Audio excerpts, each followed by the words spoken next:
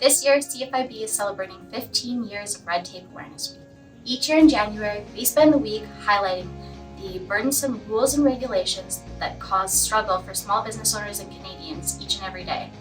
We also take the week to challenge politicians and bureaucrats to take action to remove unnecessary red tape.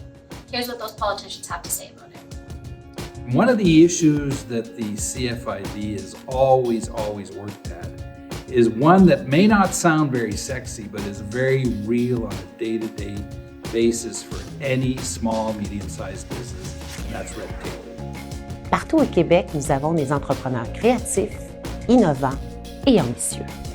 Ce sont des gens que j'admire beaucoup.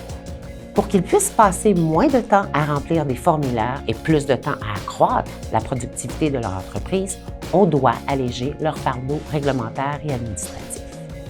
Red tape is a kind of indirect form of taxation, a huge and seemingly endless accretion of government rules that make life more difficult and costly for business and for individuals. Now, let's be clear, rules and regulations are necessary for public safety, for consumer safety, for a lot of other reasons. But what CFIB has been trying to do is to create a minimal framework for red tape that unleashes the entrepreneurial sector of the Canadian economy, especially small businesses.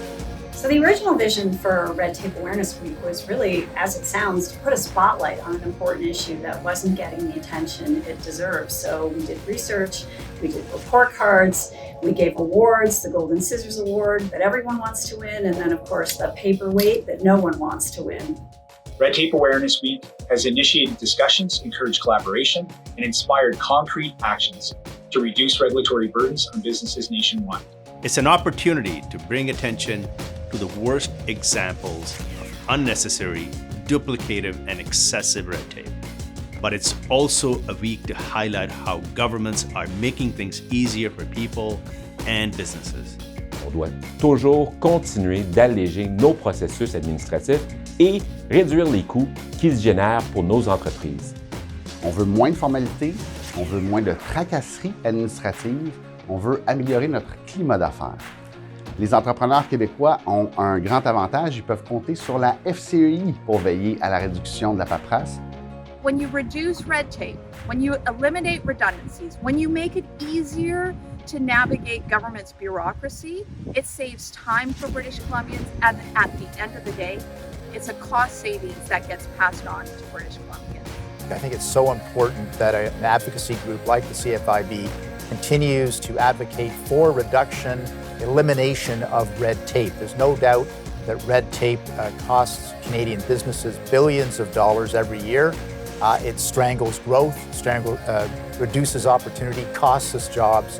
So it's so important that we identify ways that we can reduce and eliminate red tape. So I just want to say thank you to CFIB for being a real leader on this, for helping to make red tape reduction a major issue in Canada. Keep up the good work. Bonne 15e semaine. Bonne 15e semaine. Thank you and congratulations to the Canadian Federation of Independent Business on its 15th annual Red Tape Awareness Week. Bonne 15e semaine à tous. Merci beaucoup et bonne journée. For more information on Red Tape Awareness Week, visit cfib.ca/redtape.